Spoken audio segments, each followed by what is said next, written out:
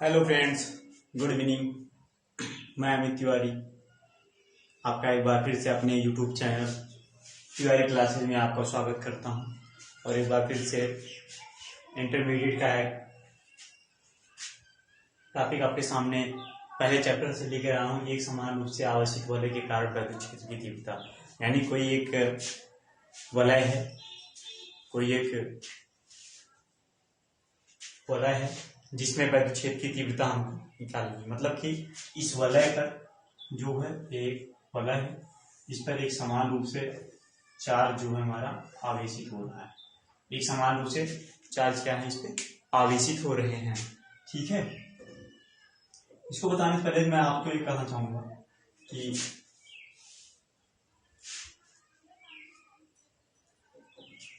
देखिए मेरे दोस्तों, बात बहुत ही गंभीर समस्या आप लोगों के सामने लॉकडाउन को लॉकडाउन को जो हमारे सामने समस्याएं चल रही हैं लॉकडाउन के द्वारा, उससे निपटने का बस यही तरीका है। यूट्यूब के माध्यम से आप अपनी स्टडी को जारी रख सकते हैं और ज़्यादा से ज़्यादा लोग हमारे चैनल को लाइक, सब्सक्राइब, शेयर जरूर करिए, क्योंकि हम लोग आपके लिए मेहनत करते हैं, सिर्फ एक लाइक और सब्सक्राइब के लिए करते हैं।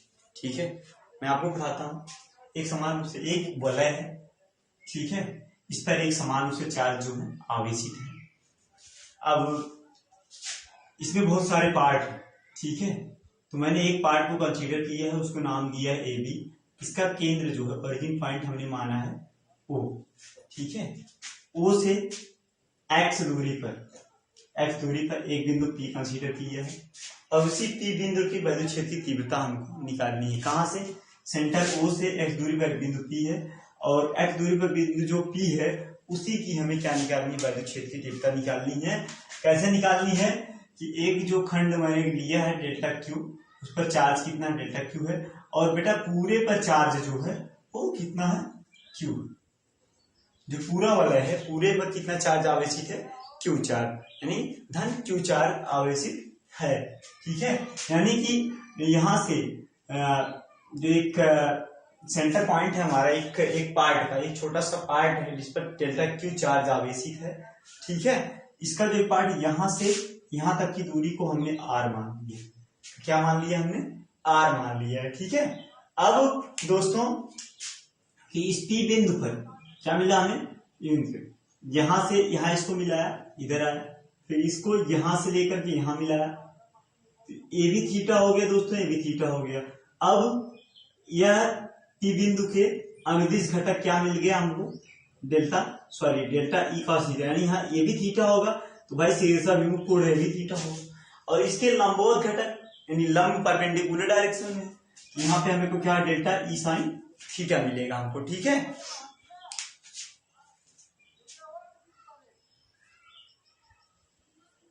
और मैंने आपको बताया कि जो हमारे वलय है छोटे छोटे पार्टों में विभाजित है। यहाँ मान लिया ऐसे ऐसे इस तरीके से विभाजित है। ठीक है, मैंने एक वलय को लेकर के, एक छोटे से एक खंड को लेकर के आपको बताया मैंने। ठीक है, और आगे जो है कि ये बताया मैंने कि यहाँ से बिंदु ओ से और पी तक की जो बिंदु पी हमने कंसीडर किया है, इस पर हमें विद्युत क्षेत्र की तीव्रता निकालनी है। और मैंने जो नोट्स आपको दिए हैं कि माना कि आवेशित वलय का केंद्र ओ तथा त्रिज्या ए है, इस पर प्लस क्यू आवेश एक समान रूप से क्या हो रहा है, वितरित हो रहा है। एक समान वलय की अक्ष के केंद्र से दूरी x है, मैंने आपको बता ही दिया है, x है, और उस पर एक बिंदु कितनी है, जो डिस्टेंस x मैंने कंसीडर किया है, जो डिस्टेंस x मैंने कंसीडर किया है उसकी दूरी कितनी है, p है, तथा जिस पर विद्युत क्षेत्र की तीव्रता ज्ञात करनी है उस बिंदु को क्या कहते हैं हम, बिंदु p कहते हैं। ये करनी है, माना कि पूरे वलय को छोटे छोटे अवयव में विभक्त करना, तथा इस प्रकार एक अवयव क्या है बेटा, ए बी है। मैंने आपको पहले बताया एक अवयव मैंने कंसीडर किया है जिसको ए बी कहते हैं। फिगर में मैंने समझाया, वही लिखा है, फिगर ही लिखा, मैंने कुछ लिखा हुआ नहीं इधर उधर। जिस पर आवेश कितना है, डेल्टा क्यू, इस पर आवेश कितना है, ये भी मैंने आपको बताया कि जिस पर आवेश कितना है, डेल्टा क्यू आवेश है। और हाँ, एक चीज भूल गया था, ओ से लेकर के यहाँ तक बिंदु ए तक की दूरी कितनी है, ए है, जिसको हम रेडियस कहते हैं। एक वलय का रेडियस यानी त्रिज्या जिसको कहते हैं, कितनी है, ए है। और माना कि ए बी बिंदु पी से दूरी आर पर है, पी से दूरी अरे भाई ए बी वलय जो है यानी अवयव जो है यहाँ से और बिंदु पी तक की दूरी कितनी आर है, तब इस अवयव के कारण, किस अवयव के कारण, बिंदु ए बी अवयव के कारण क्या है, हमको बिंदु पी की वैद्युत क्षेत्र की तीव्रता क्या करनी है, ज्ञात करनी है।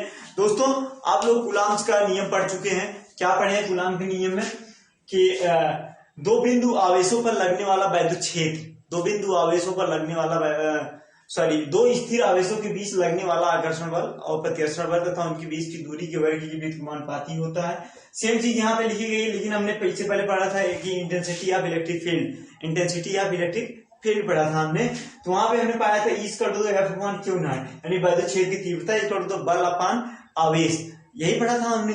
तो भाई यहाँ पे मैंने वैद्युत क्षेत्र की तीव्रता जब निकाली तो F का मान कितना निकाला था हमने, 1/4πε नेट कूलम्ब के सदिश रूप में निकाला था हमने, Q1/2 का स्क्वायर, ठीक है, कूलम्ब के नियम में पढ़ा था मैंने। F का मान हमने इंटेंसिटी ऑफ इलेक्ट्रिक फील्ड में मैंने पुट किया, हमको मिल गया क्या, डेल्टा E = 1/4πε डेल्टा Q।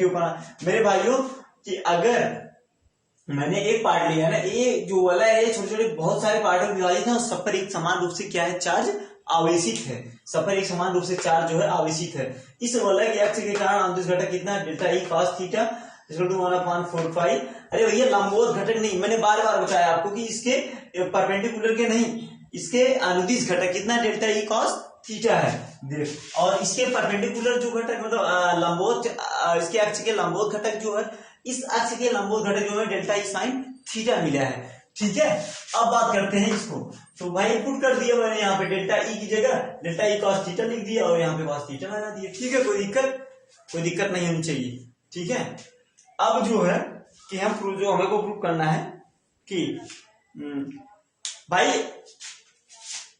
यहाँ पे जो है कि बहुत सारे वलय हैं, ठीक है, हम बहुत सारे अगर वलय हैं तो जाहिर सी बात है कि अगर हम यहाँ समेशन यूज करते हैं तो भाई एक ही समस्या लगा दी, समझ लो हमने पूरे वलय का क्या निकाल लिया है, पूरे वलय पर स्थित जो बिंदु हमने P माना और उसको वैद्युत क्षेत्र की तीव्रता हमने निकाल ली। समेशन का मतलब होता है योग, ठीक है। अब बात आती है कि वलय के जो सभी अवयव पर विचार करने के बाद जो बात आती है बिंदु P पर वलय की अक्ष OP के अनुदिश, बिंदु P पर वलय की अक्ष जो है हमारी OP के अनुदिश घटक जो हमारा डेल्टा E cos थीटा मिला है, हमको मिला है, क्या होंगे, एक दूसरे से परस्पर जुड़ जाएंगे। भाई एक दूसरे के अनुदिश घटक है, चाहे एक दूसरे से क्या होंगे, जुड़ जाएंगे, ठीक है, जुड़ जाएंगे। परंतु जो हमारा एक अक्ष के लंबवत घटक होगा एक दूसरे से जुड़ेगा, ये कहीं जुड़ रहा है, यहाँ पे कोई वलय होना चाहिए ना इसको जोड़ने के लिए, यहाँ पे भी वलय बनाना पड़ेगा, कहीं मान करके इसको मिलाएंगे तब जाके जुड़ेगा, ठीक है, बस यही है। और ये यहाँ पे ये फिनिश हो जाएगा। तो जो वलय हमने ऐड किया हमने, तो हम यहाँ पे लिख सकते हैं E = क्या लिख सकते हैं भाई, ये लिख सकते हैं यहाँ पे हम summation delta E cos theta = 1/4πε0 delta Q upon में R का square cos theta. Equation number 2 मान सकते हैं इसको, जी हाँ, क्यों नहीं मान सकते हैं इक्वेशन नंबर 2। अब बात आती है कि हम ये चीज यहाँ लिख सकते हैं क्या, समेशन डेल्टा Q = क्योंकि अरे भाई यहाँ एक डेल्टा Q है, अगर हम इस पे मानते हैं, ऐसे मानते हैं, यहाँ भी डेल्टा Q होगा नहीं होगा, सब बहुत सारे डेल्टा Q होगी, ठीक नहीं, तो मैंने लिख दिया सबको समेशन डेल्टा Q, मतलब delta Q plus delta Q plus delta Q तो बहुत सारे डेल्टा Q मिल जाएंगे हमको, बहुत सारे चार्ज है भाई, एक समान रूप से वितरित हो रहा है आवेश हमारा, ठीक है, कोई दिक्कत नहीं होगी आपको। तो मैंने डेल्टा Q हमने क्या कर दिया है, यहाँ पे रख लिया है, ठीक है। परंतु जो हमारा एक फिगर है, इस फिगर से हमको एक चीज और मिलती है, क्या मिलती है कि cos थीटा =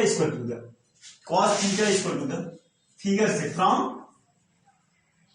फिगर क्या मिलता है हमको, cos थीटा इसको टू द x अपॉन में r, भाई x अपॉन में r मिल गया हमको, ठीक है। अब हमको एक चीज और मिलती है, ऐसा मानना, तो r की वैल्यू यहां से निकाल लो, r की वैल्यू निकालोगे क्या मिलेगा हमको, r की वैल्यू निकाल रहे हैं यहाँ से, तो r = हो जाएगा x² प्लस a का स्क्वायर पावर 1/2। अब इस इक्वेशन को r का मान इक्वेशन नंबर 2 में रखने पर, इक्वेशन नंबर 2 में रख दो r का मान, कितना मिल जाएगा हमको, cos theta equal to the, sorry question number 2 कौन सा है, E equal to the 1/4 pi epsilon naught delta cube upon में r का स्क्वायर, r का मान हमने कुछ लिखा है यहाँ पे, ax स्क्वायर प्लस a का स्क्वायर 1/2 cos थीटा, यही तो है।